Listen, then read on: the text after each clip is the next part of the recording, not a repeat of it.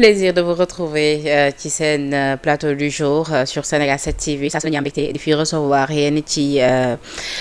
invité yi ngir mun a waxtaan ak ñoom ci li nga xamante ni en tout cas mooy point yi gën a fës ci actualité bi am ci li nga xamante ni moo di seen i jàngat tey nag ci aljuma ji ñu am mbégte di fi recevoir ki nga xamante ni moom moo di maître Babacar Ndiaye di avocat à la cour ba noppi itamit ñu dénk ko li nga xamante ni moom moo di société nationale de recouvrement bokk tamit ci parti bi di PASTEF tey ñu fas yéene waxtaan ak moom ci li nga xamante ni moom moo di les dossiers de justice coowal dette cachée bi ak yu ni mel sorti également des avocats de Macky Sall entre autres sujets du jour am naa mbégte loolu jano ak yow maa ngi lay nuyu bu baax maître Babacar Ndiaye di la bàyyi nga nuyoo. waaw asalaamaaleykum Penda maa ngi lay nuyu di nuyu aussi waa kër gi voilà waa Sénégal 7 yëpp. voilà di leen di am contenté aussi mbégte. di ñëwaat si sa plateau. c'est vrai que gëj nañu def plateau. voilà mais gëjuma fii quand même gëjuma si kër gi waaw gëjuma si kër gi yàgg dama fiy ñëw souvent wax dëgg yàlla di am ay waxtaan yu am solo ak mbokku internautes yi. vraiment si actualité réew mi. voilà moo tax tey su fi ñëwee daanaka sama kër laa nekk. dëgg voilà boo fi ñëwee war na. voilà su ma ñëwee fii war na ma voilà. oui alors fi ma bëgg ñu tàmbalee maître laata sax ñuy ñëw ci les dossiers de justice d'abord dama bëggoon am sa jàngat mais également nga expliquer aux Sénégalais ñu comprendre coowal taxe 1% yi moom coowal lan la. waaw taxe 1% yi loolu ça entre dans le plan de redressement voilà loolu la donc de toute façon. li ma ci xam peut-être soo leen laajee fiscaliste yi wala ñi nga xam ni seen xel dafa màcc ci finance ñoom mën nañ leen jox plus d'explication mais li ma xam dafa nekk benn contribution fiscale ba xam ni dañ ko établir pour vraiment permettre à l'État yaa ngi ko de réussir sa politique de redressement économique et social voilà pour avoir plus de ressources pour faire face vraiment aux exigences effectivement sur le plan économique sur le plan social et sur le plan sanitaire sur le plan de l'éducation agriculture lépp quoi n'est-ce pas voilà. maanaam daal ci tënk contribution la bi nga xam day jóge ci askan bi. pour ñu mën a financer li nga xam mooy di plan de redressement bi. effectivement voilà je pense que loolu daal si li ma ci xam. peut-être nag un économiste. ou bien un financier. moom mën na gën a dugg dans le fond. pour expliquer vraiment. le rôle effectivement de cette contribution fiscale. d'accord duñu ci taxaw lu yàgg. parce que comme ni nga ko waxee am na ñeneen ñu ci seen xam-xam. gën a màcc. mais ci li nga xamante ni nag sa xam-xam màcc na ci bokk na ci li nga xamante ni moom moo di wàllu bi yoon. tout à l'heure ñun ñëpp gis nañu ki nga xamante ni moo di l'ancien ministre Pape Malick Ndour convoqué nañ ko nee nañ dafa génn ci jàkka ji ci saa si lañ ko notifié que ni ko dañ ko war a entendre foofee ca Colobane dem na wuy ji après à la suite de ça on nous apprend que ni placé nañ ko en position de garde à vue moom nag li nga xamante ni moom moo di chef d'inculpation yu ñu tegagum ci ndodom nee nañ trouble à l'ordre public appel à l'insurrection atteinte au fonctionnement régulier de la République ainsi qu'au moral des forces armées et des populations. waaw xam nga man sax duma sawar si di wax sur des questions yi nga xam ni dafay jëm si wàllu procédure judiciaire parce que niñ ma tàggatee la parce que avocat laa dama xam li nekk si procédure judiciaire moo tax du ma bëgg dugg si dossier li ma ciy wax rek nit ka nga xam ni moom nga tudd turam léegi dañ ko woo si kanamu section de recherche pour une enquête le concernant lenn rek laa mën a wax Sénégal dëkku yoon la te dëkk yoon boobu ñun ñëpp daf ñu tënk suñu wax ak suñu jëf man xaw ma nag les raisons yaa ma ko wax léegi xaw ma ni woon sax raison boobu tax ñu convoqué ko parce que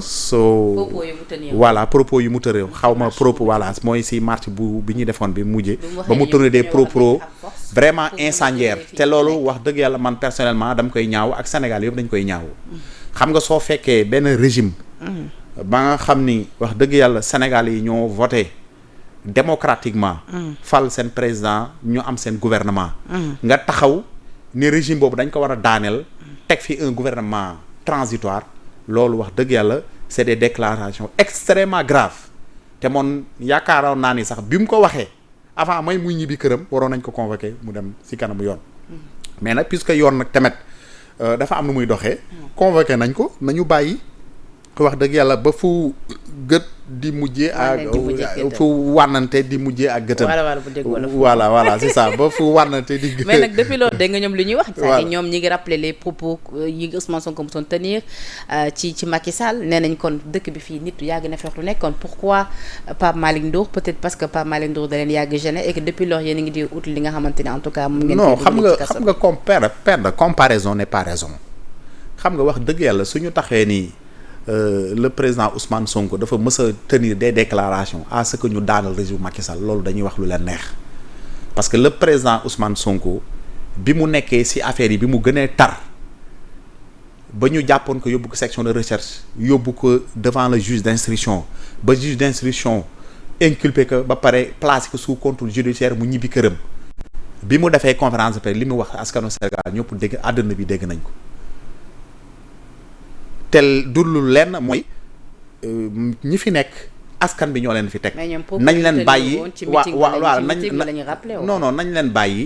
nañ leen bàyyi ñu gouverne ba seen mandat jeex Sénégal yi seet keneen ku leen dal ñu tekk ci kanamu réew mi. meeting ba li mu fa doon wax mosul wax ni nañu daaneel Macky Sall sur le plan politique la doon wax dañ ko attaqué sur le plan politique mu répondre leen sur le plan politique. parce que xam na ni dossier bi ñu tegoon loolu c'est une affaire politique qu'on veut judiciariser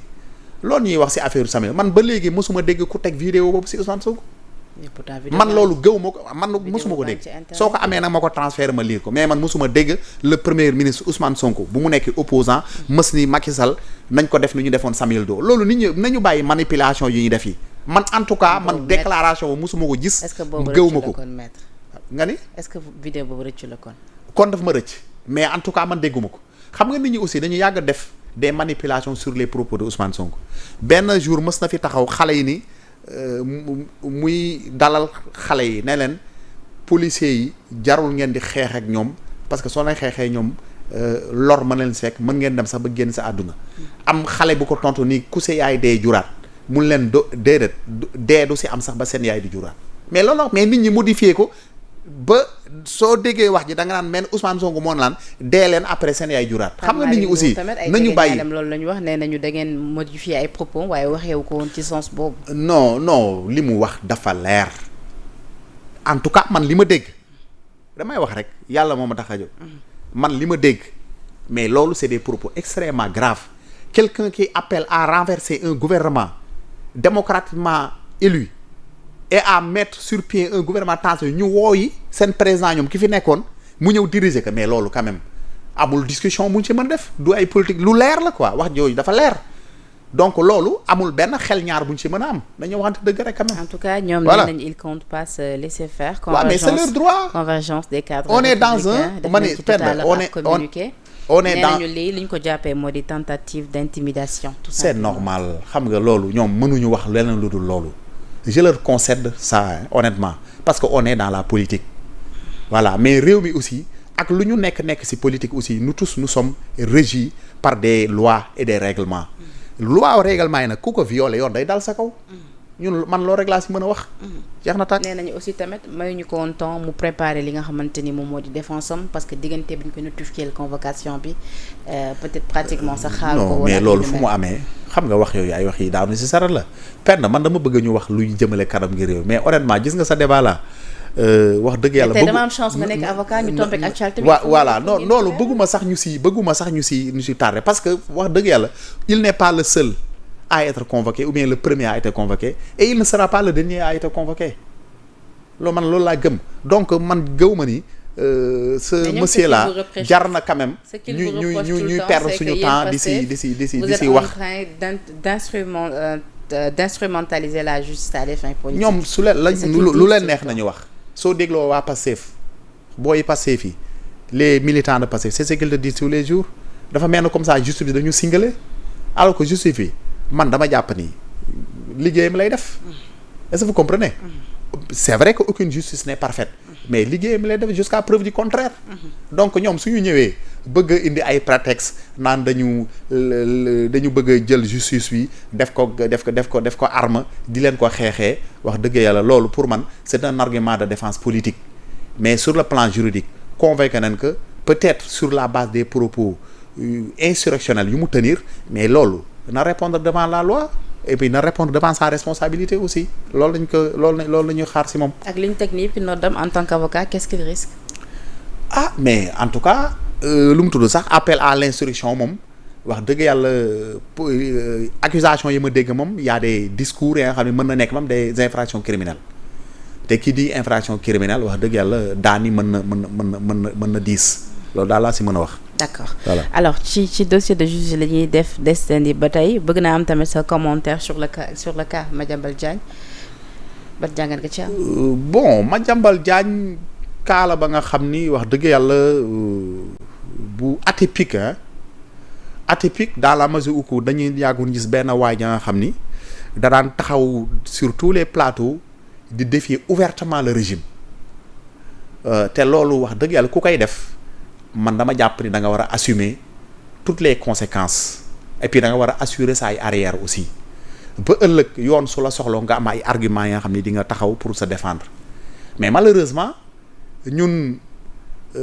dañoo gis ni wax dëgg yàlla waa ji li mu doon wootee wax dëgg yàlla wuyoowu ko parce que lu tax ma wax loolu parce que nit am na responsabilité yooyu am na taxawaay booy taxaw sa justice su la soxloo da nga war a dem répondre à la justice et puis nga répondre véritablement sur les faits qui te sont reprochés d'abord loolu am na il a manqué de respect à notre justice mais beneen aussi li gën a grave pour man li mu def c'est extrêmement grave mooy mën naa wax ne sax c'est un acte de lâcheté à l'égard même de sa propre famille ñu jàpp sa njaboot wax dëgg yàlla yow nga waroon taxaw pour ñëw soutenir leen motiver leen ñu xam ne yow yaay seen waajur yow yaay seen responsable wax dëgg yàlla yow defoo loolu nga wal leen ginnaaw daw loolu wax dëgg yàlla ñun Sénégal en tout cas kenn xamee wu ñu woon noonu. en tout cas un Sénégalais. lu mu metti ci kawam lu mu metti du daw. daw rek la mënoon def pour mën a rek en tout cas dajale li nga xamante ni moo di ay preuves. mais loolu mais il y a des avocats qui sont dans ce pays là fekkee da nga bëgg a am wax ni wax dëgg yàlla damay daw. pour préparer ma ligne de défense mais il y a des avocats te avocats yi wax dëgg yàlla mësuñu en tout cas Sénégal même dictature Macky Sall lu muy doon tar yëpp daawuñu woon tere un avocat quand même mu ñëw waxtaan avec ses clients te wax dëgg yàlla ñun bu ñu fi ñëwee ba léegi gisu leen ñu mës a interdire à un avocat mu accéder à son client te bu boobaa lépp sa ligne de défense mën nga ko discuter avec ton avocat même soo nekkee devant les enquêteurs wala nga nekk au niveau de la prison fekkee placé na leen sous mandat de dépôt da ngay discuter avec tes avocats ngeen peaufiner votre ligne de défense moo tax ma ni argument boobu mu teg c'est un argument vraiment qui ne peut pas prospérer. voilà loolu moom wax dëgg yàlla c'est un argument qui ne waaw non loolu xam nga yooyu moom yàgg nañ ko dégg wax dëgg yàlla li gars yi di wax rek waa Pastef moom ñoo ñaaw yaay lu dal nit ki Sénégal daal jàpp nañu léegi ku fi am lu la naqari rek waa Pastef ñoo la ko teg surtout nag Ousmane man moom laa si gën a yërëm wax dëgg yàlla lu waaye am lu ko metti ku toog reeruloo sax ni Ousmane Sonko moom a tere reer donc wax dëgg yàlla yooyu dama jàpp ni c'est des gesticulations yi nga xam ne amul benn njariñ li am njariñ mooy wax dëgg yàlla nit ki soo nekkee ci réew il faut assumer tes responsabilités. et que keroog ca France entendre nañ ko ba placer ko sous contrôle judiciaire lan mooy suite bi. waaw bon xam nga loolu c'est dans l'ordre normal du déroulement d'une procédure en matière d'extradition suñ la arrêté parce que si on lance un mandat d'arrêt international il y a ce qu'on appelle une notice rouge yaa ngi comprendre qu'on fait au niveau de tous les aéroports presque du monde mooy ña nga xam ni dañoo bokk ci Interpol dëkk ya nga xam ne dañoo bokk ci Interpol yow saa yoo fa ñëwee di voyager suñu gisee ni effectivement dafa am notice rouge bu la concerné yow dalay police bi fa nekk mooy la police des frontières da lay arrêter sur le champ mettre la à la disposition du parquet général voilà léegi su la mettre à la disposition du parquet général ñu def une enquête def benn PV d'audition bi su paree ñu jébal ko le procureur général le procureur général va saisir le président de la cour d'appel le président de la cour d'appel nag moom mooy décider am na deux options soit mu placer le sous mandat de dépôt mooy ce qu'on appelle un mandat de dépôt extraditionnel. Sinon aussi mën na la placer sous contrôle judiciaire moom il a bénéficié d'un contrôle judiciaire léegi boo tu es à la disposition de la loi léegi nag yoon su la convoqué parce que da nga audience la soo ñëwee audience nag bu boobaa après nag nga plaider ni man kat wax dëgg yàlla bëgguma ñu exécuter mandat d'arrêt bi ñu ne la mooy say argument léegi soo waxee say argument ni man kat lii moo tax juge bi déglu la fekkee li nga wax convaincre na juge bi mën na bañ a exécuter le mandat d'arrêt international fekkee aussi li nga wax ne la convainc pas juge bi exécuter le mandat d'arrêt international. léegi bu ñu exécuter wul par exemple le mandat d'arrêt mooy mën na continuer. non bien sûr fa lay toog voilà bien sûr fa lay toog su ko dañ koy may liberté xanaa bu waa mu décider ñi bisil boppam mais si c'est exécuté dañ koy dugal si avion nañ koy dugal andi ko Sénégal su ko defee ñu jébbal ko la justice sénégalaise. mandat d'arrêt d'habitude lan lay coûter à l'État du Sénégal souvent dañ naan dafay laaj dépense yu métti. non ça ne coûte rien à l'État du Sénégal. De toute façon ñoom actuellement la procédure est en cours te fi mu nekk nii dañu nekk procédure bi mi ngi continuer parce que loolu su amee ba pare le parquet général day saisir ñoom le ministre de la justice française moom lay njëkk a saisir su saisiree le garde des Sceaux français le garde des Sceaux va saisir le ministre des affaires étrangères bu Sénégal directement su ko saisiree le ministre des affaires étrangères bu Sénégal le ministre des affaires sénégal saisir le ministre de la justice bu Sénégal notre ministre de la justice saisir le parquet général fii Dakar ñu defar le dossier envoyé ko France parce que ñoom dañuy laaj demande mais dossier dañ laaj benn délai boobu soo produire le dossier ñoom am nañu droit libérer ko voilà fii Sénégal je pense que le délai c'est 20 jours suñu la arrêté pour mandat d'arrêt suñu saisiree dëkk ma xam ne moom moo faire la demande pour mu fournir le dossier voilà suñu fournir le dossier léegi nag bu boobaa ñu statuer sur ton cas léegi nag ñu xool ndax mandat d'arrêt bi dañ koy appliquer wala dañ koy rejeter pour bañ ko appliquer. mais ci yenn cas yu bari liñ ci seetlu mooy souvent mandat d'arrêt bi après kenn du ko appliquer. waaw bon am na y a des cas parce que aussi dëkk bu nekk aussi am na sa politique judiciaire en matière de mandat d'arrêt. am na yenn dëkk yi nga xam ni par exemple mu leer na la peut-être yow soo fa demee peut-être tu risques d'être exécuté par exemple am na yenn dëkk yoo xam ne ba léegi dañuy appliquer la peine de mort ñooñu suñu demander un mandat d'arrêt par exemple ay France wala par exemple Sénégal sax wala ay yenn dëkk yi nga xam ni dañoo contre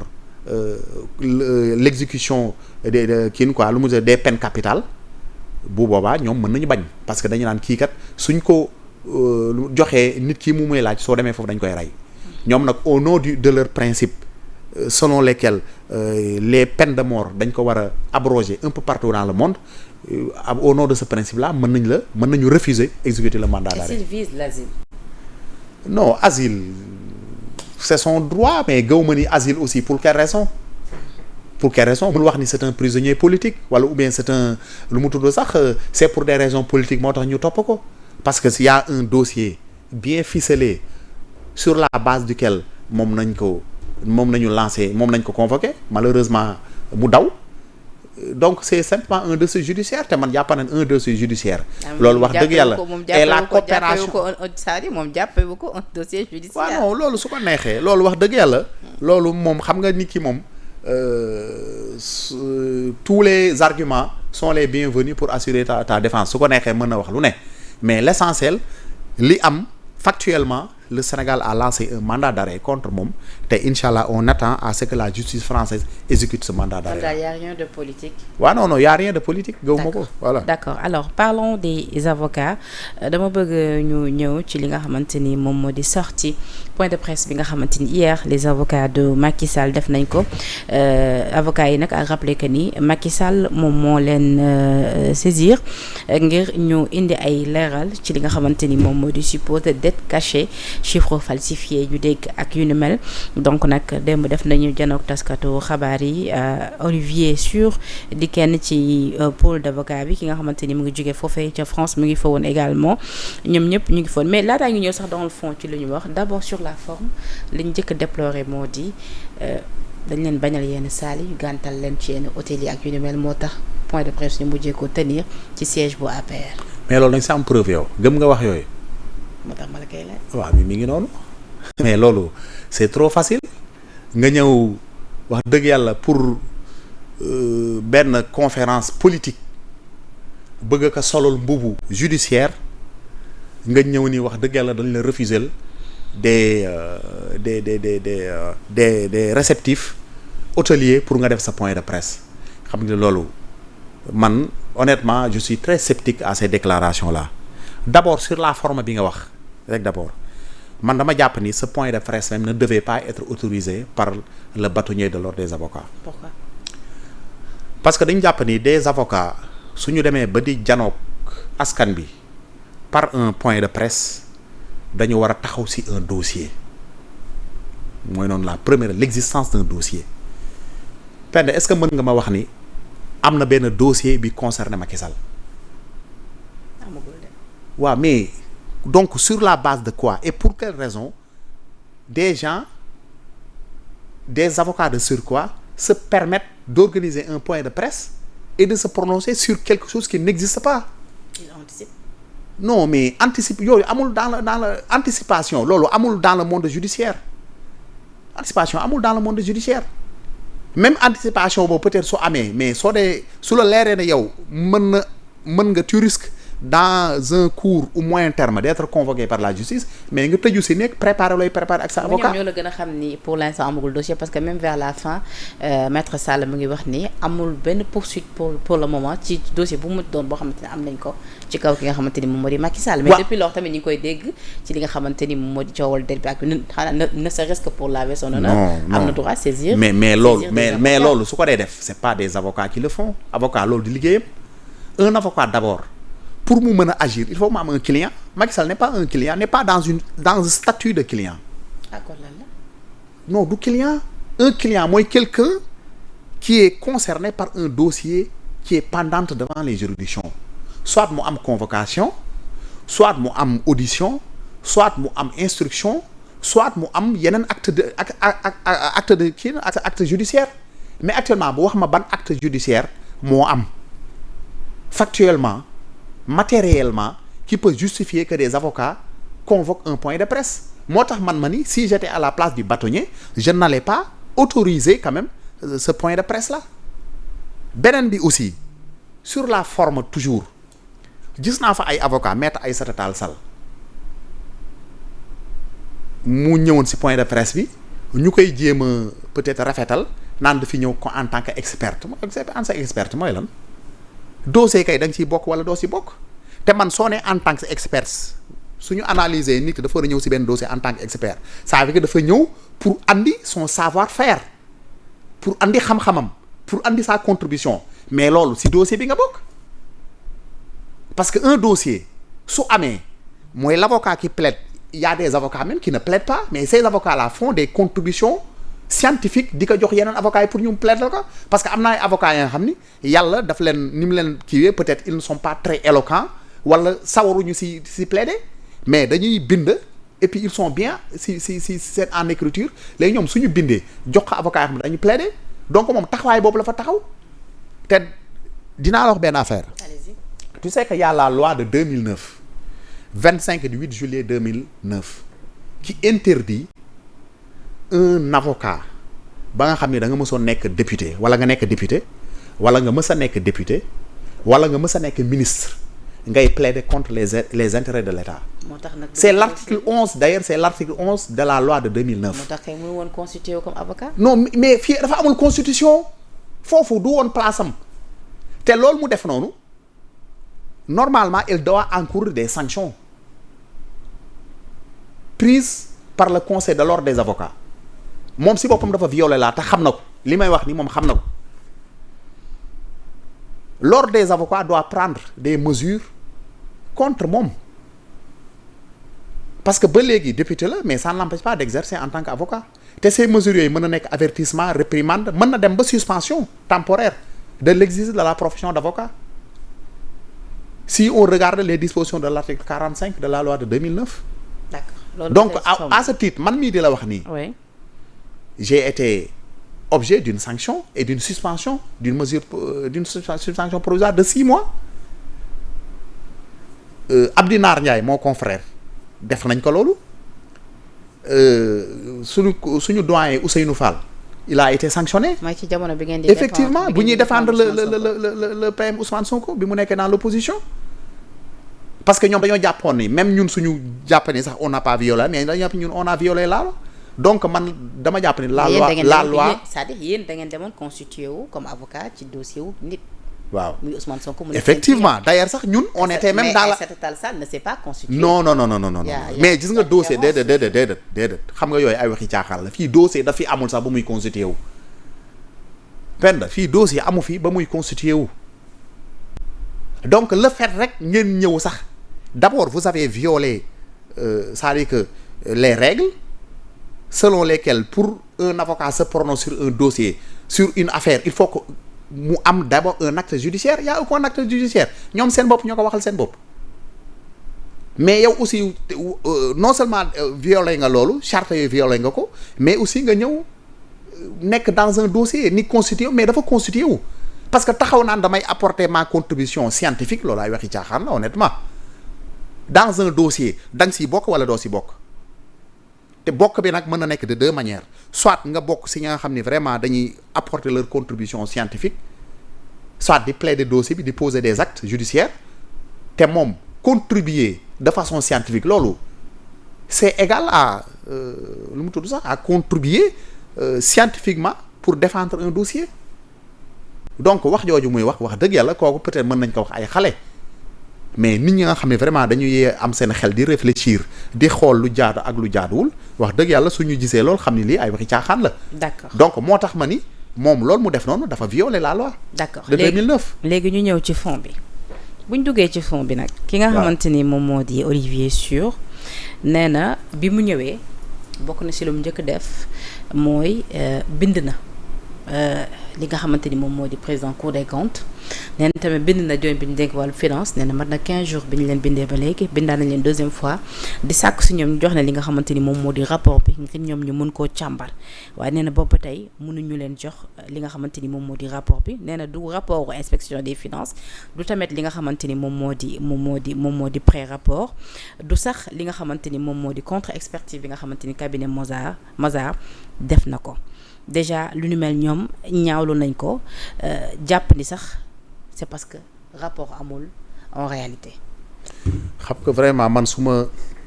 toogee di déglu seen conférence de seen point de presse boobu. te nee na document dañ ko waroon jot ci njëlbeen ba suivant li nga xamante ni moo di code de transparence bu 2012. non xam nga ñooñu vraiment man su ma gisee ñuy wax nii man dama j'ai l'impression que je suis devant une fiction judiciaire xam nga lu tax ma ni je suis devant une fiction judiciaire.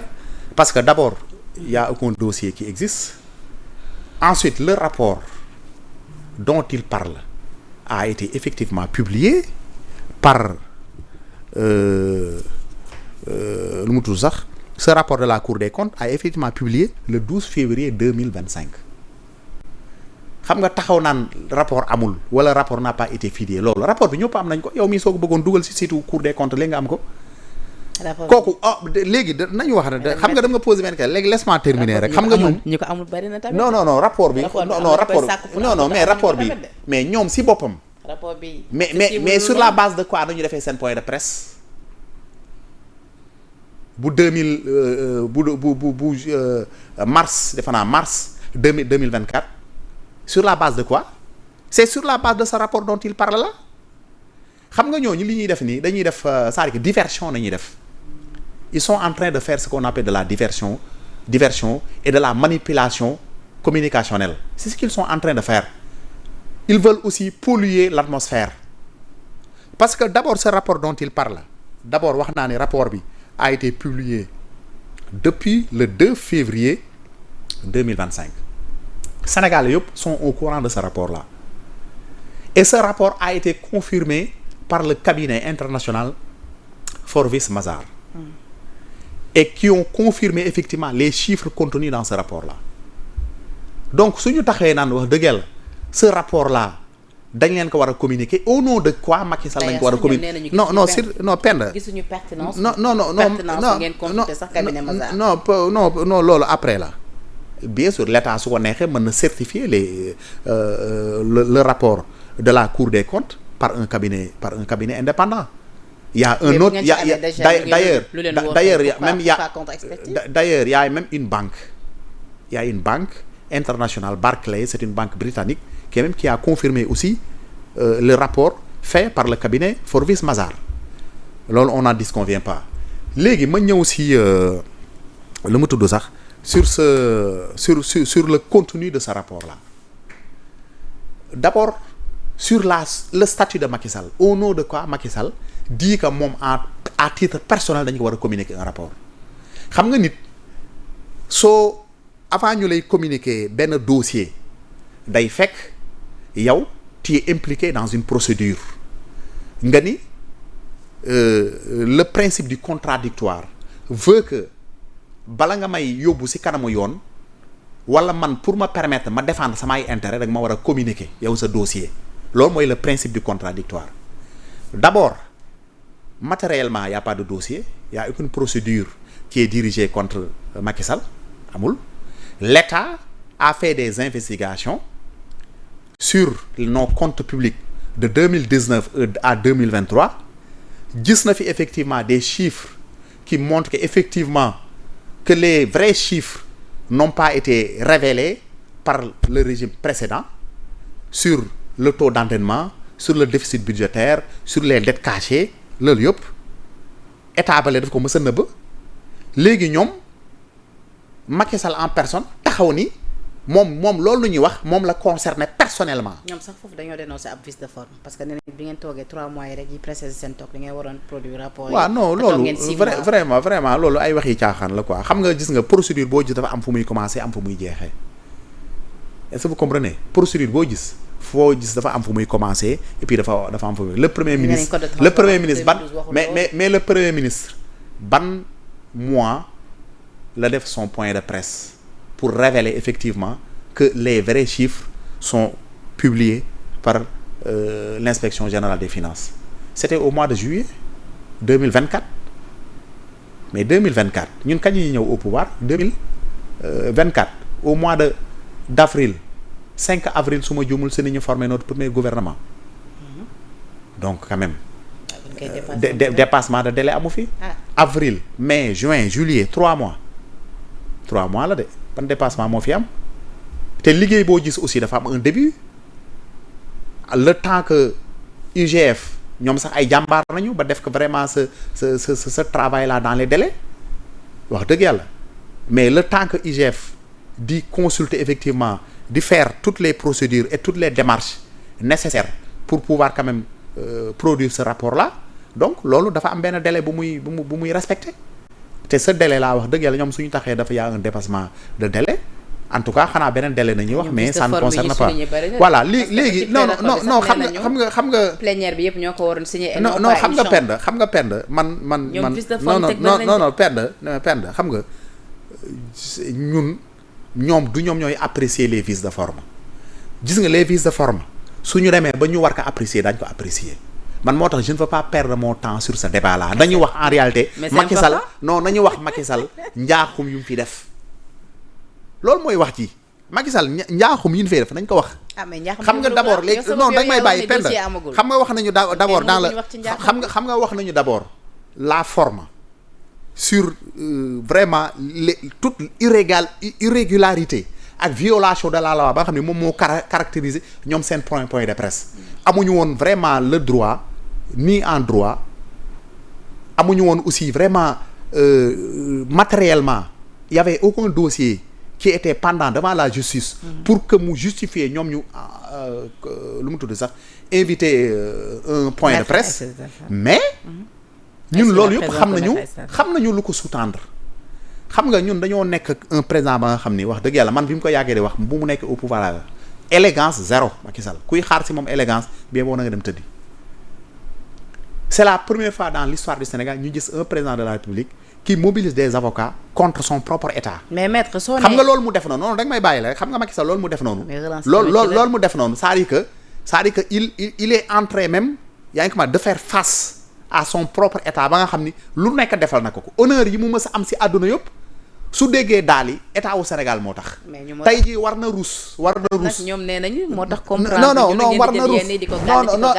non mais dama lay wax rek xam nga nit ki aussi suñ la joxee réew mi jox la tous les moyens nga def fi sa ay njaaxum def lu la neex wax dëgg yàlla yoon nag dafa am si dëkk bi. mais maître tu ne peux pas nekk chef d'état non laisse-moi non mais man su ma dama koy wax parce que ce sont les dossiers qui le révèlent te loolu loolu dama bëgg nga may ma tuuti pend dama bëgg ma may ma tuuti ma développer sur njaaxum yi Macky Sall def si réew mi xam nga Macky Sall njaaxum yi gis nga le rapport là ça concerne les comptes publics c'est-à-dire que la comptabilité publique de 2019 à 2023 bi ñu ko defee xam nga ce qu'on a trouvé on a trouvé que Sénégal xam nga ñoom dañu waxoon Sénégal le taux d'endettement était de 74%. alors que taux d'endettement bi dépassé na fa ba yàgg actuellement ñoo ngi ci 119%. d'ailleurs sax le dernier rapport du FMI si c'est confirmé parle de 130%. est-ce que vous comprenez léegi mu ni le déficit budgétaire ba nga xam ni dans l'espace UEMOA standard bi le taux ba nga xam ni moom nañu toléré c'est 3% de déficit budgétaire. dépassé nañ ko dem ba 14%. ñu ñëw aussi sur les dettes cachées. sur la dette cachée si vous voulez dire. ñu on a constaté que la dette cachée c'est presque 5 000 milliards xam nga dette cachée boobu nan la demee dette cachée boobu ce qu'ils ont fait ils ont fait ce qu'on appelle des emprunts bancaires emprunts bancaires yooyu mësuñu am jot autorisation Assemblée nationale ni dans la loi de finances initiale ni dans la loi de finances rectificative ni dans la loi de finances dans la loi de règlement document yooyu rek moo la mën a jox autorisation xam nga gis nga dama lay expliquer bor nu muy demee réew xam nga réew àdduna ñëppay leb dëkk yëppay leb mais pour nga leb tu dois obtenir une autorisation législative c'est-à-dire que askan bi mooy député yi nga xam ñoo représente askan bi ñoo lay wax ni la Sénégal kat 2026 budget mooy li mu préparé ci dépense xam nga budget c'est un document prévisionnel de dépenses et de ressources léegi ñu ni de dépenses et de recettes léegi ñu ni budget wu Sénégal par exemple 7 000 milliards la comme ñoom ni ñu ko waxee woon léegi sur les 7 milliards mooy dépenses yoo xam ne Sénégal moom la bëgg a def sur 2026 exemple rek laa la jox 7 000 milliards léegi ñu ni budget bii Sénégal ses ressources fiscales li mu mën a am si ressources fiscales et d'autres ressources non fiscales 5 000 milliards la mën a yem mënuñu dépasser foofu loolu la ñuy wax léegi ñaata mooy sax 2 000 milliards léegi 2 000 milliards yooyu Assemblée nationale da lay jox autorisation ni la jox naa la autorisation nga nam lebi 2 000 milliards yi noonu lay demee autorisation boobu soo ko amul amoo droit dem lebi sous peine de violer la loi. mais ce que certains ne comprennent pas mooy du temps de Macky Sall dañoo séparer li nga xam mooy dette centrale bi ak dette parapublique pourquoi bi ngeen ñëwee ngeen additionner les deux de ce fait ñu mën a am li nga xamante non mais ça que nit ñi déjà manipulation baa ngi foofu on n'a pas séparé les deux xam nga nañu boole dañoo boole emprunt bi ñu doon def emprunt auprès des banques te boobu amu ci autorisation il faut que nit ñi xam loolu c'est qu'ils ont fait un emprunt bancaire de 2019 à 2023 de presque 5 000 milliards 4 800 milliards loolu la ñu def te amuñu autorisation législative loolu mooy faute bi mais en ce qui concerne la dette contractée par le secteur parapublic et l'administration centrale loolu amul problème et les agents d'exécution loolu amul problème dette boobu benn rek la boobu nañu inscrire sur la comptabilité publique loolu amul problème bi xam nga fa la nekk ils ont contracté une dette ba nga xam ne ils n'ont pas obtenu l'autorisation législative c'est ça le danger te amul benn loi des finances rectificative de 2019 à 2000 boo si fekk loolu c'est ça la réalité léegi loolu bi mu amee xam nga soo defee banques yi da ngay ñëw mën nga dem si banques yi ñu defal la lu mu tudd sax accorder la des prêts wala ñu accorder la des prêts lu mu tudd des facilités bancaires mooy nga xam ni dañ lay defal dañ lay lu mu tudd sax dañ lay defal benn dañ lay ouvrir un compte courant ba nga xam ni loo bëgg dépense boo bëgg réaliser foofu nga koy jëlee dans les banques là mais sur cela soo xoolee le montant ba nga xam ne dañ ko jëlee sur les emprunts bancaires ça équivaut à 4065 milliards 4065 milliards le reste xam nga fa ñu ko jëlee le reste dañ ko jëlee sur ce qu'on appelle 500 milliards mooy xam nga parfois état bi mën na dem def APE appel public à l'épargne léegi appel public à l'épargne les souscripteurs ñaari possibilités yi nañu am mooy des bons du trésor ak des obligations du trésor bon du trésor yi benn bu nekk c'est 1 million de francs CFA. Les obligations du trésor bu nekk 10 000 francs la yow su la neexee nga jënd 100 000 200 000 300 000 keneen ku am moyen mën na jënd 1 million mais sur ces bons du trésor là ak sur ces obligations du trésor là am na ñi nga xam ni dañuy lebal état bi xaalis bu bëri par exemple les sociétés yi fi nekk mën na nekk sax ay société nationale SNR su ko neexee mu def loolu mën na souscrire wala une banque privée wala une société privée nationale et même internationale dans la sous-région su ko neexee mën na souscrire à ça léegi ñooñu su ñu joxee par exemple nga joxee 5 milliards wala lu ko ëpp léegi da ngay wax état bi mu defal la certificat nominatif d'obligation mooy c'est-à-dire que da lay jox benn këyit buy wane état bi yoral na la xaalis yow ëllëg banque boo mënti dem pour soxla xaalis mën na la defal des facilités de caisse gis nga loolu ces scénarios là d'ailleurs je salue notre ami et frère monsieur lu mu tudd sax monsieur Diop qui vraiment def na ci benn exposé bu intéressant tey sur le point de presse ba nga xam ni vraiment Moncap ñoo ngi ko doon amal ak avec la presse avec les journalistes léegi loolu bu mu amee laisse-moi terminer ba bàyyi ma yeggale foofu ba mu parce que il faut mu leer ci xelu Sénégalais yi voilà léegi loolu dama koy accélérer rapidement gis nga loolu ñi am ñi séenoo soo seetee dina mat 500 milliards mais xam nga li ci danger bi mooy lan loolu amul problème xam nga lan mooy problème bi xam nga séenoo normalement pour nga am ko mooy certificat nominatif d'obligation mooy nga xam ne benn kayit la yow dañ la koy jox suñu la ko joxee par exemple banque boo mën dem de la place mën na la jox defal facilité de caisse pour nga continuer sa ay activité économique mais malheureusement xam nga loolu dañ koy jox ay nit yi nga xam ne yàlla ma yàlla bal mais tekkiwuñu dara da ngay gis benn waay ba xam ni par exemple oto wala lu ñàkk fayda wala kër nangam la jox état wu Sénégal nga xam ni en terme financier li muy représenté bariwul ñu defal ko seno xam nga loolu c'est extrêmement grave léegi nag si beneen cas bi aussi y a ce qu'on appelle des suspicions de débiteurs mooy 200 milliards suspicion de débiteurs yi aussi l'État mën na ñëw ni benn privé ni ko demal nga leb man ma garantir la loolu aussi l'État l'a fait aussi de 200 milliards te loolu xam nga li si gën a doy waar loolu yëpp amuñu si autorisation kenn xamu ko il a fallu que ñu def audit pour mën a découvrir njaaxum yooyu gars yi def. d'accord léegi maître moo tax ñoom loolu mënuñu ko weddi. bu fekkee ni donc ñoom s'il parle. su ma déggee donc seen avocat dans le point de presse ñun wax ni on a quitté de dette cachée pour arriver à rapport caché loolu ay waxi caaxaan la dette cachée loolu amul lenn non ma ni la dette cachée amul lenn lu koy weddi ñoom xam nañu li ñuy wax. si ay këyit yu leer nañ la tegu te ñoom duñ ko weddi beneen bi la ñun du ñun ñoo leen di jox rapport le rapport ñun ñiy yor que nii tout le monde non rapport bi tout le monde la peine rapport bi ñëpp am nañ ko c'est un rapport qui est publié et d'ailleurs te naa la wax benn affaire pend ñoom bi rapport bi génne lan nañu wax rapport bi n'est pas signé c'est ce qu'ils ont dit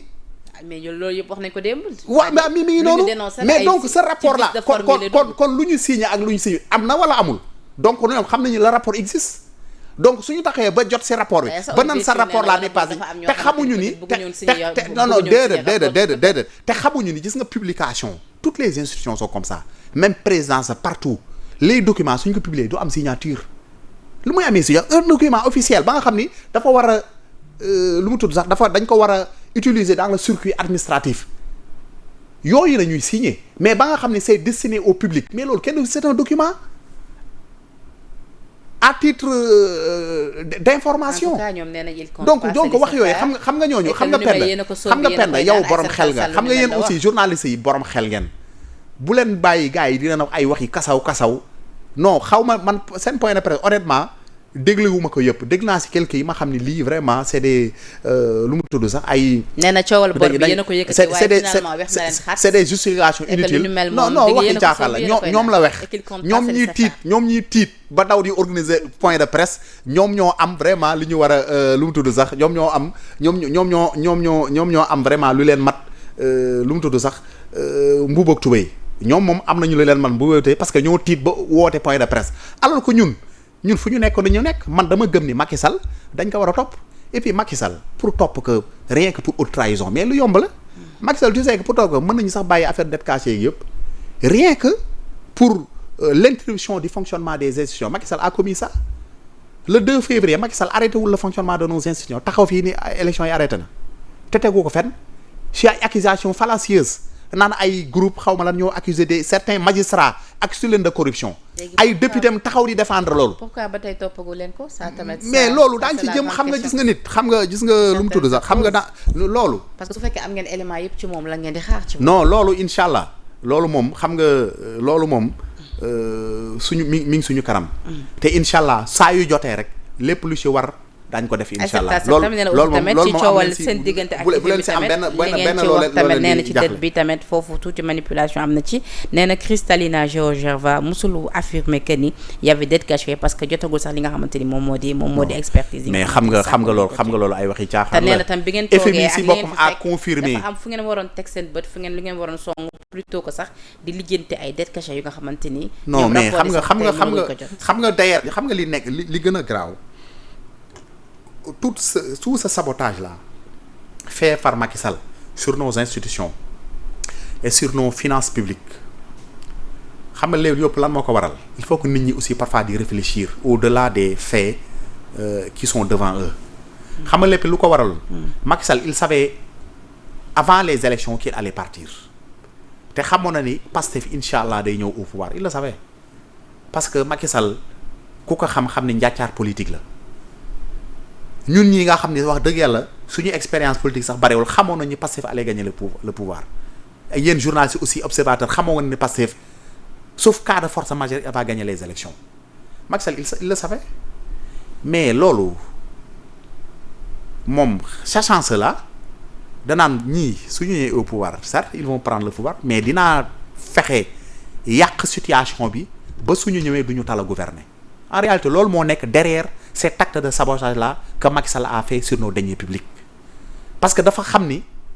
su yàqee situation bi ba mu àgg ci benn vraiment catastrophe laay mën a wax sax financière et budgétaire ñun su ñëwee daañu tal leneen lu dul nekk fii di wax dëgg yàlla di poser di defar ay chantier yooyu lu ñuy tal mooy fexe ba redresser notre nos finances publiques notre budget su ñu demee ba redresser lépp doo ko tal commencer tabax ay chantier yooyu loolu la xam. léegi nag sa chance la. dafa mel ni bëggoon demeewul noonu. waaw non mais parce que nit ñi nee na yéen bi ngeen ñëwee ëllëg ngeen yëngatu ci préoccupation sénégalais yéen a di jàppaate. non du question loolu. non xam nga justice mooy def liggéeyam penda quand même mënoo nekk si dëkk ba nga xam ne aussi justice amu si loolu leen bëgg nit ñi di def lu leen neex après ñu bàyyi la kon bu baax ñun matuñu lu ñu doon man su ma nee nekk fii Sénégal. nekk fi kilifa wala nekk fi président wala premier ministre wala ministre wala leneen ak leneen te du ma appliquer la loi mais su ñu amee ku ñu créé nañu créer les lois sénégalaises. d'accord day mel ne tey ñu ne la da nga yor alxuraan war a waare te doo wax ni nit ku su defee lu bon su dee safara la jëm wala su defee lu baax su dee àjjana la jëm. donc dans la vie aussi li nekk ci texte yi il faut qu'on les applique. te ñun on est dans cette logique là. donc ma ne la Macky Sall. derrière tout cette tactique là. gis nga situation bi nekk nii loolu yëpp prévoir na ko. dafa yaakaar ñun su ñëwee dañuy toog 1 mois dootuñu fay salaire yi 1 mois courant bi di coupé guddeeg bëccëg parce que mënuñu fay nos fournisseurs 1 mois dëkk bi dootu amati ndox su ko defee population bi soulevé wu mais depuis plus de 1 an ñoo ngi def wax dëgg la on tient en main nos finances publiques di fay bor yi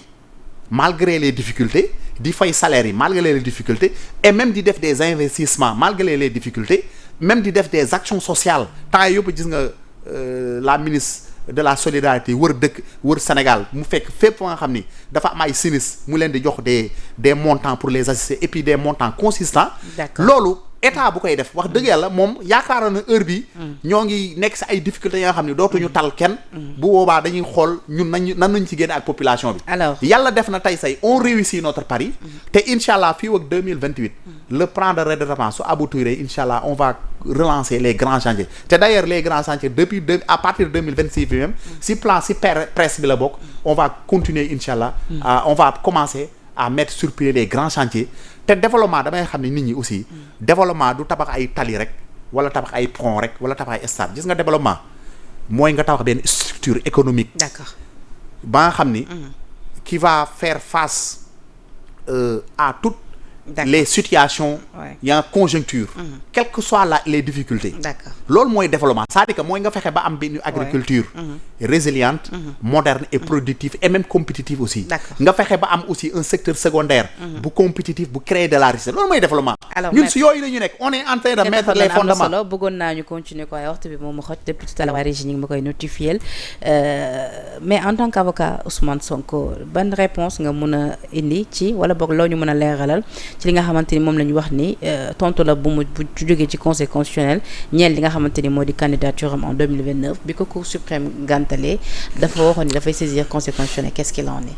waaw mais xam nga yooyu moom wax dëgg yàlla ñenn ñi ñu bëgg ñu yàq xel ñoo koy wax voilà mais ñun honnêtement on est confiant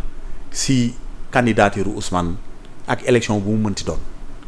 wax jooju nag pour man dafa jotagul. parce que nee nañ jot ngeen déjà réponse conseil bi non kan moo wax loolu foo ko déggee man da yëguma ko. man da yëguma ko loolu ay waxi caaxaan la xam nga perd aussi bul nangu gars yi di lu dugal si yooyu. quoi mais source bu moo tax ma laaj non perd. mooy moo tax ma laaj non xam naa gis nga xam non damay xam nga lam lay conseil bul nangu gars yi di lu dugal si yooyu quoi. xam nga souvent nit ñi. dañuy non xam nga nit ñi. parfois yow en tant qu'avocat nit ñi parfois non dafa am ña nga xam ni c'est des gens mal intentionnés te parfois dañuy utiliser la presse pour faire véhiculer un certain nombre de débats yaa ngi ko pour indi ay débats yoo xam ni non seulement amul sens te jotagul yooyu débat wax dëgg la ñun fi ñu nekk xam nga lan la ñu tal liggéeyal askan bi. kon li ñuy gis fan yëpp ci média yi ci toile bi c'est pas la vraie info. non mais nit ñi dañuy wax lu leen neex rek benn réponse bu tukkee ci non honnêtement man loolu maa ngi koy doog a yëg léegi Penda. super alors loolu soo amoon wax dëgg yàlla ñun am nañu ay groupe su ma xoolee ci groupe yi dinaa ko yëg mais wax dëgg yàlla lii ma wax ni maa ngi koy doog a yëg donc moo tax ma ni la honnêtement pour vous dire mais saisir ngeen le conseil constitutionnel non yooyu yëpp wax dëgg yàlla man wax dëgg yàlla Penda yooyu wax dëgg yàlla en tout cas soo amee tamit wóoruma honnêtement pour vous dire la vérité te ce débat là c'est un débat c'est pas un débat qui est à l'ordre du jour xam nga nag léegi actuellement lan moo nekk à l'ordre fexe ba trouver des solutions sur les problèmes des Sénégalais ñun loolu mën ñu tal c'est important yaa ngi ko nekkuñu fii di politique gis nga ay Macky Sall moo tal politique parce que loolu la xam njuuñ njaaj nañu xam manipulation nañu xam loolu moo waral mu indi ces avocats là ñuy wax ay wax yi daanu ci saret ak le père lu ci nekk fan yi nga ni diggante le PM ak le père tamit lan moo ci nekk fan yi mais jàmm rek macha allah jàmm rek moo ci nekk lan moo si wax dëgg yàlla mais quand même mais c'est-à-dire que nit ñi comme si nit ñi dafa am yoo xam ne dañuy toog di ñaan ñii di dugg ay xaluwa pour vraiment teqale leen ñoom ñaar quoi mais ñoom ñaar wax dëgg yàlla seen ànd moo gën ci Sénégal il faut que nit ñi xam loolu bu ñu ñaan yàlla ñoom ñaar am problème parce que su ñu amee problème Sénégal mooy am problème. dëgg la est-ce que vous comprenez. donc Sénégalais bu nekk même ñun soo ñu contré war nga ñaan ñoom ñaar ñoom chaque jour yàlla di leen musal ci seytaane. est-ce que comprendre donc nit aussi nit ki doo ñaan ba di fexe gaal yow bi ngay nekk pour traverser un fleuve wala di nekk ci géej gi di bëtt gaal gi. loolu wax dëgg yàlla nag bëgg position bëgg pouvoir waru ko jar. parce que gaal gi su suuxee. yow mii di bu doon bëtt gaal gi doo ci mucc kenn du ci mucc. donc nag nañu ñaan yàlla wax dëgg yàlla ñoom ñaar yàlla defal leen jàmm musa leen ci seytaane ñun aussi yàlla aussi defal ñu jàmm musuñuy seytaane. ba mandat ba nga xam ne ñun ñoo ko sóob nga ni. président ñan ñoo koy challenge. xale yi fan yi ñu ngi koy challenge. si la loolu. discours bi en anglais foofee ca Kenya yaa ngi koy. waaw mais c'est-à-dire que man xam nga problème boobu man dama jàpp ne nit ñi il faut que ñu génne seen complexe yooyu aussi xam nga lii aussi day wane ni mentalité yi aussi war nañ ko defar Sénégal ak Afrique yëpp xam nga mais anglais làkk la comme wolof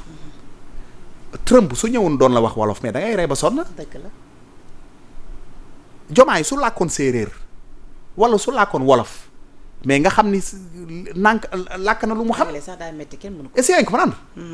mais ña nga xam ni ay américain nañu suñu ñëwoon fii Sénégal di làkk wolof mais da ngay rey ba tas donc ñun waruñu am complexe yooyu nit chacun doit être fier de ses légumes lu mu jàng lu mu nàmp. tout à fait. man sama wolof bii ma nàmp man gëm naa ni moo sut langue yëpp. dëgg la. keneen séeréer wala joolaa wala bambara wala leneen bu mu làkk moom dafa war a gëm ni langue moo sut langue yëpp nit da nga daw fier. loolu nag terewul nga am une ouverture kenn werante que nit ki mën nga am ouverture dans le monde loolu kenn moo tax waral nit di jàng anglais pour soo voyager wala ay nit yi nga xam ni dégguñu sa langue suy ñëwee nga mën a wax ak ñoom loolu rek moo tax nit ñi di jàng anglais mais ay anglais ak ay français ak ay allemand yooyu c'est pas des langues obligatoires il faut que les Sénégalais ak africains yi d'abord soient fiers d'abord de leur culture et de leur identité te dafa bokk li gën am solo si nit si identité mooy la langue parlée. D'accord. Langue parlée lu mu tudd psychologue yi dañu ni mooy c'est le premier signe d'intelligence donc su la yàlla jaglelee langue nga koy wax mais tu dois être fier de cela. àdduna nag mooy dox parfois nga soxla làkk wax làkku jaamur pour passer ta communication. donc moo tax ma ni quand même vraiment le président ñoo ngi koy lu mu tudd sax ñoo ngi koy féliciter si discours bi mu def bi en anglais. su ko neexoon mu def un discours français. ñu traduire ko en anglais. mais dafa xam ni. fi mu nekk pour mën a s'adresser au peuple kényan parce que c'est un peuple anglophone. mu utiliser la langue anglaise pour mën a vraiment communiquer ak ñoom. te loolu wax dëgg yàlla communiquer bi mu def am na solo et puis am na sens parce que je rappelle aussi c'était l'occasion de célébrer les héros de Kenya. D'ailleurs sax soo seetee am na yenn vidéo yoo xam ni héros yi la doon tudd. c'était l'un des héros. donc waaw c'est ça donc ñoom suñu DRS di yooyu ça veut dire comme si dañuy nit ki tudd Massamba Ndiaye wala Dogo nga koy ree ñoom ce sont nos noms africains. Donc on doit être fiers de nos de ce qu'on nomme. Aussi le chroniqueur auditionné sur le fond lundi prochain. Affaire lan Badara Gadiaga. Bon man ñoo du ma si wax honnêtement sérieusement. Alors tàggatoo non man du ma si wax quoi bon maa ngi lay remercier. mën naa ñu gën a yaatal mais yow yaa yéex a ñëw tey ma dugg ci heure jàmbur. Ah non pourtant mais teel naa ñëw man kii fii la ma fekk non non attention man ñëw naa avant 20 heures. interdit xam ni yow la. non ñëw naa avant 20 heures. On avait tellement de sujets. Voilà non mais bon yoon yamul ci benn mais ñëw naa avant 20 heures ah. te on avait 1 heure de temps donc voilà d'ailleurs suñu heure bi sax des na quoi bon de toute façon di la remercier ah. invitation bi nga def et puis yoon yamul si benn. incha allah su ne yàlla nañ ko fekk ak jàmm salaam rek. dina saa yoo ma soxla man je suis à votre disposition. et je suis à la disposition de tous les journalistes képp ku ma soxla. man je suis à l'aise pour ñu waxtaan la nga xam ni. wax dëgg yàlla dafa soxal askan bi te si loolu nañu nekk. te dama bëgg aussi ñuy leeralal askan bi lu bëri. parce que lii ma fi développé nii. il faut que sénégalais xam ko. xam ni Macky Sall amul autorisation. mësul am autorisation parlement des députés nga xam ne ñoo représenter le peuple sénégalais mooy la représentation nationale mu dem lebi ci banque yi te xaalis ba léegi kenn xamul fu mu ko dugal moo tax am na la ma fàtte woon sax je saisis cette occasion pour demander à nos autorités président de la République le premier ministre nañu def un audit sur les réalisations de Macky Sall loolu il le faut parce que sous cette manne financière là man gëw ma ni lépp dugg na ci investissement yi te loolu suñ ko defee daañu xam ni effectivement l'ampleur des détournements que le régime a commis. D'accord. Maître Babacar Ndiaye moo nekkoon tey suñu gan du jour moom nag a rappelé que ni moom la ñu dénk société nationale de recouvrement avocat la aussi tamit bokkoon ci bokk ba tey sax ci pôle d'avocat Ousmane Sonko yi ba noppi itam bokk ci parti bi di Pastef tey nag moom lañ fi dalaloon am li nga xamante ni moo di gis-gisam ci tolluwaaye réew mi di ko remercier ci wuy si bi mu wuy si suñu invitation bu Sénégal 7 TV di leen remercier également yéen ñi safoo saa su ne suñu ay programme di leen jox dégg yeneen i plateau jërë ngeen jëf